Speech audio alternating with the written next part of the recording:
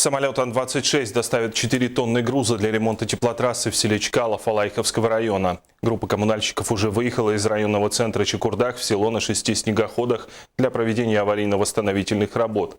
Им предстоит провести полную ревизию теплосетей, а также определить объемы работы и количество необходимой продукции технического назначения. Всего в восстановлении теплосети задействованы 32 человека и 8 единиц техники. Ранее сообщалось, что авария на магистральной теплотрассе в селе Чкалов в Алайховском районе временно лишила тепла 9 частных жилых домов, где проживает 23 человека. В жилых домах имеется резервное печное отопление, жильцы свои дома не покидали. Социально значимые объекты отапливаются в штатном режиме. Напомним, авария произошла в ночь с 10 на 11 ноября. Причиной ЧП стали метеоусловия. Котельная на нефтяном топливе работала, одна котельная на этот поселочек. И отапливала 16 жилых домов и 3 административные здания. Это ФАП, Ростелеком, администрация в одном здании и СДК.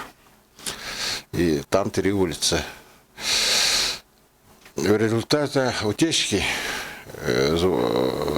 сети падение давления обнаружилось, и персонал приостановил работу котлов.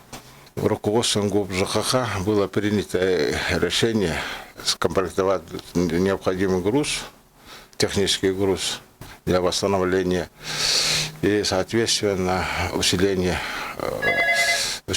специалистами. И было принято решение поднимать заказной спецрейс. Самолет был загружен необходимым грузом. Это 4 тонны 200 груза. Это трубы, радиаторы и соответствующая запорная арматура 308 штук.